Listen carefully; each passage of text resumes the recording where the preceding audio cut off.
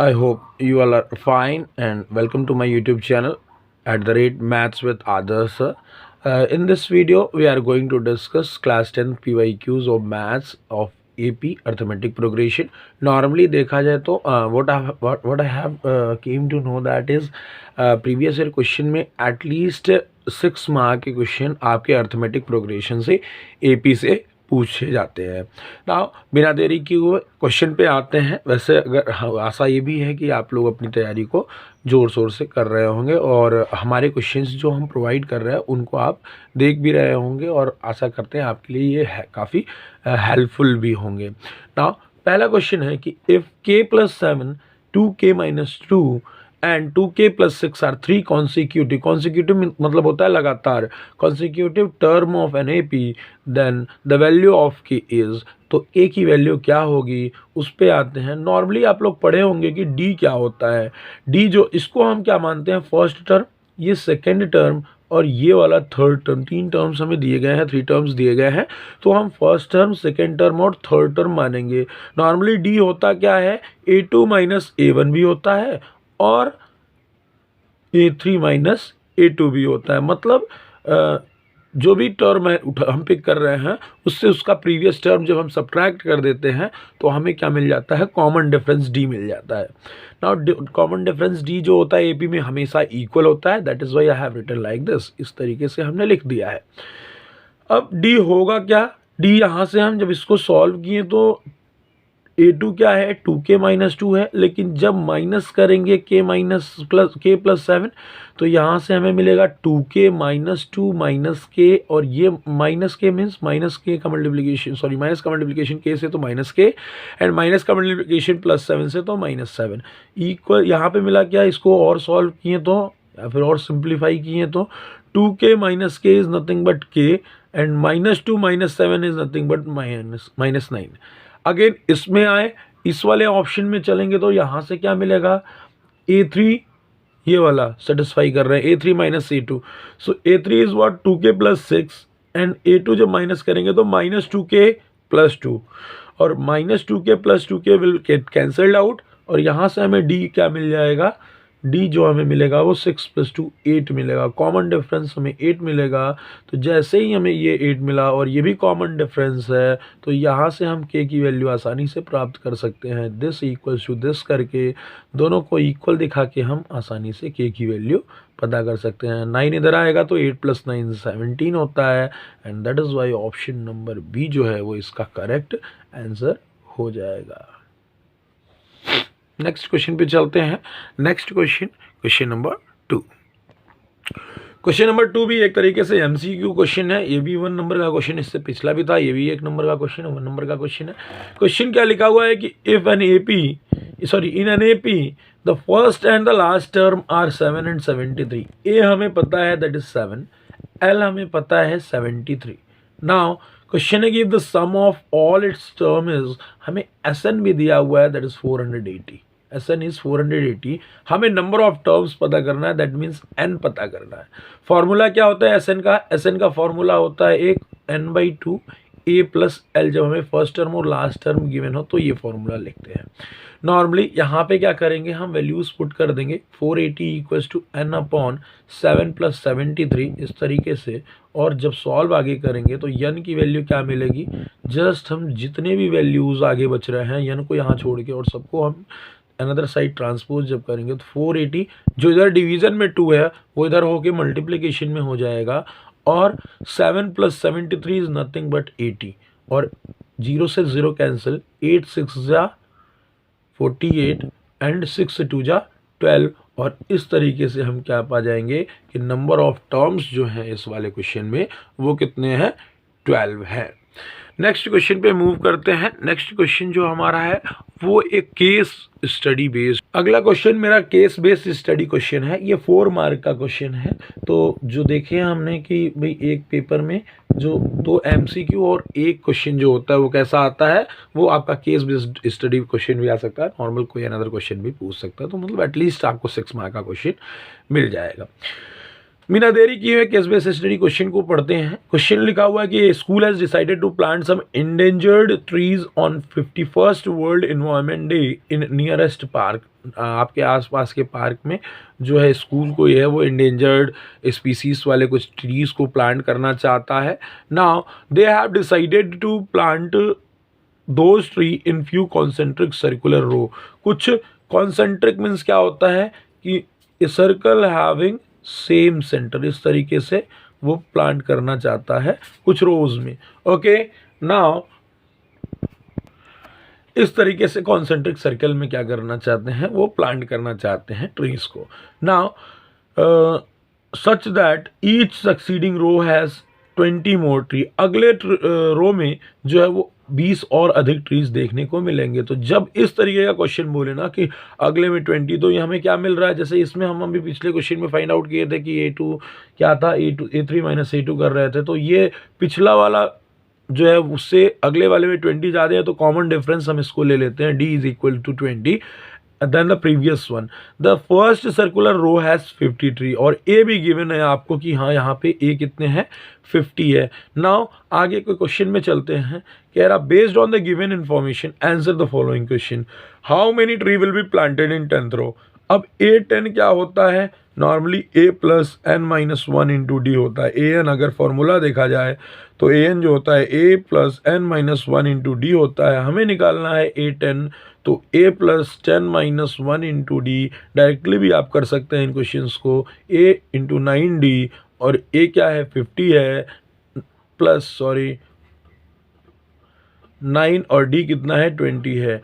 50 plus 29 जा 180 और इस हिसाब से हमें मिलेगा कि 230 प्लांट्स जो है वो हम प्लांट करने वाले हैं, या फिर वो स्कूल प्लांट करने वाला है इन 10th रो में. ओके, नेक्स्ट क्वेश्चन पे चलते हैं. क्वेश्चन नंबर इसका बी पार्ट. इसका बी पार्ट भी आपको दिख रहा होगा, इवन सी पार्ट है और सी पार्ट में 2 क्वेश्चंस आर देयर, सो वो भी आपको क्लियरली दिख रहे होंगे, विजिबल होगा.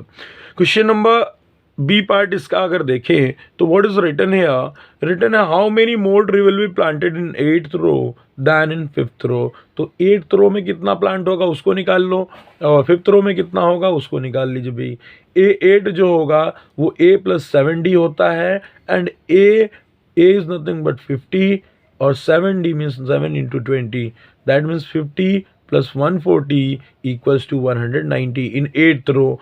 एंड अगर हम A5 की बात करें तो इसमें यहाँ पे 4 हो जाता है, एक कम रहता है हमेशा जब भी हम कुछ फाइंड आउट करते हैं, इस तरीके से टर्म्स फाइंड आउट करते हैं. तो A plus 4D, A is 50 and 4 into 20 that is nothing but 50 plus 80, what we get 130. कितना मोर ट्री बोल रहा है, तो ये हम क्या करेंगे, 8th term minus 5th term में कितने ट्रीज हैं, तो 130 माइनस किए क्या मिल जाएगा, 60 हमें मिल जाएगा, 60 प्लांट्स. क्वेश्चन क्या कह रहा है, कितने ट्रीज अधिक प्लांट होंगे 8th रो में 5th रो के तुलनात्मक, तो 60 प्लांट्स जो है वो अधिक प्लांट होंगे. नेक्स्ट क्वेश्चन पे आते हैं. नेक्स्ट क्वेश्चन है आपका क्वेश्चन नंबर 3.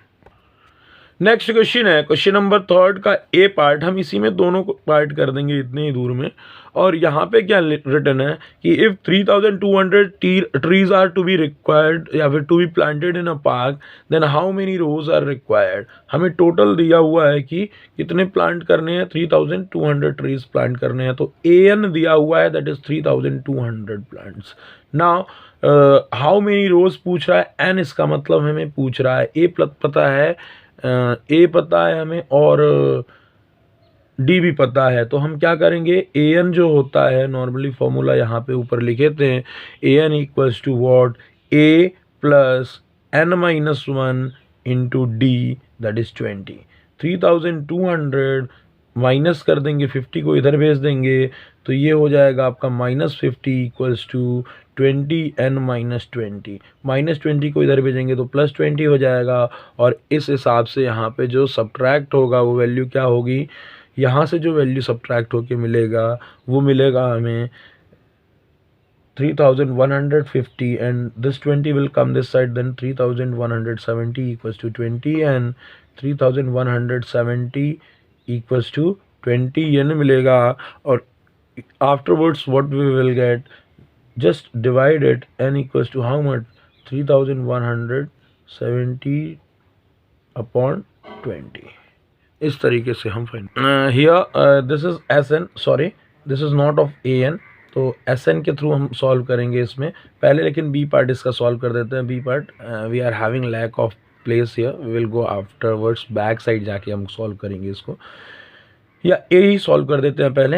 एस एन दिया हुआ है आपको 3200 और फॉर्मूला होता है एस एन का कि S N equals to N by two A plus N minus one into D, sorry again वहाँ पे थोड़ा सा मिस्टेक हुआ। 3200 आपको गिवन है, यन हमें नहीं पता, एन बाई टू ही रखेंगे। 2a पता है दैट इज़ 50, तो 100 हो जाएगा, plus N minus one into D that is 20, D 20 है। अब इस 2 को हम इधर भेज देंगे और यहाँ से हमें क्या मिलेगा, 6400 equals to N in the bracket 100 plus 20n minus 20, और यहाँ से हमें क्या मिल जाएगा, माइनस 20 करेंगे, एन का मल्टीप्लिकेशन करेंगे तो 6400 इक्वल्स टू 80n, 100 माइनस 20 करेंगे तो 80n प्लस 20n स्क्वायर हो जाएगा, और ये टर्म जो 6400 है उधर भेज देंगे, या फिर क्या करें इसमें 20 से सबको डिवाइड कर देंगे तो क्या मिल जाएगा, और इसको हम इधर भी भेज दे रहे हैं डायरेक्टली, तो n square plus 4n minus 20 से डिवाइड करेंगे कि 1 0 कैंसिल, और इसको करेंगे तो 320 इक्वल्स टू 0। अब इसको हम 2 पार्ट्स में ब्रेक करेंगे तो यहाँ से n की वैल्यू हमें ईजिली मिल जाएगी। सो हमें इक्वेशन ये मिल गया, N square plus 4n minus 320 equals to 0। इसको हम फैक्टराइज करेंगे, फैक्टराइजेशन भी एक तरीके से सीख लीजिए कैसे क्वाड्रेटिक इक्वेशन को सॉल्व करते हैं, इससे आप इजीली क्वाड्रेटिक इक्वेशन भी सॉल्व करना जान जाएंगे। हम क्या करते हैं, इस 320 को ऐसा ब्रेक करते हैं 2 पार्ट्स में 320 को, कि हमें ऐड करने पे ये मिले या सब्ट्रैक्ट करके हम किसी भी तौर तरीके से हम यहाँ पे 4 पा जाएँ। तो यहाँ पे क्या होगा, एक है आपका 20, दूसरा है 16, 20 इंटू 16 अगर कर दें तो 16 टू या 32, 320 हमें आसानी से मिल जाएगा। सो इसको ब्रेक करते हैं उस फॉर्म में, एंड जैसे ही हम इसको उस फॉर्म में ब्रेक किए तो यहाँ से हमें क्या मिल जाएगा, एन स्क्वायर प्लस 20 माइनस 16, 4 मिला minus 320 equals to 0। Again break किए, n square plus 20n minus 16n minus 320 equals to 0। यहाँ से सॉल्व किए तो n कॉमन लिए, n प्लस 20 मिला, और यहाँ से माइनस 16 कॉमन लिए, मिला क्या, n प्लस 20 इक्वल्स टू 0।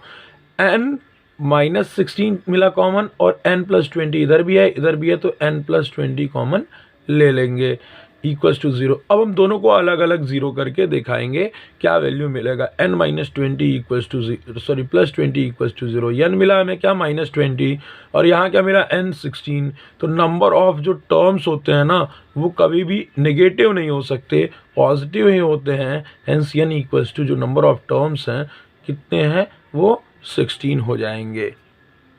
इधर क्वेश्चन में अगर ध्यान से देखेंगे तो क्वेश्चन यही कह रहा था कि अगर इतने पेड़ प्लांट किए जा रहे हैं पार्क में तो कितने रोज़ जो हैं वो आवश्यक है, then how many rows are required. तो कितने रोज़ की आवश्यकता है, वो है आपको 16 रोज़ की आवश्यकता है। रोज़ मीन्स वो गुलाब नहीं, रोज़ मीन्स कतार की आवश्यकता, ठीक है ना।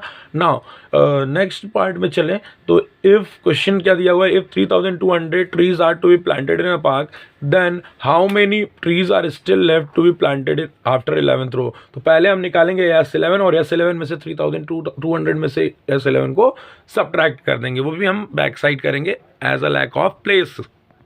ओके, नाउ दिया हुआ सबसे पहले S11 फाइंड आउट करते हैं। S11 क्या होगा, फॉर्मूला अभी बताएं कि n by 2a plus n minus 1 into D, ये फॉर्मूला हम यूज़ करेंगे। S11 निकालना है, सो 11/2, 2a क्या है 50 था, plus n minus 1 that is 11 minus 1, और d क्या है 20 है। सो यहाँ से क्या मिलेगा 11/2 और इंटू 100, अब 11 माइनस 1 करेंगे तो 10 होगा, 10 इंटू 20 करेंगे तो 200 होगा।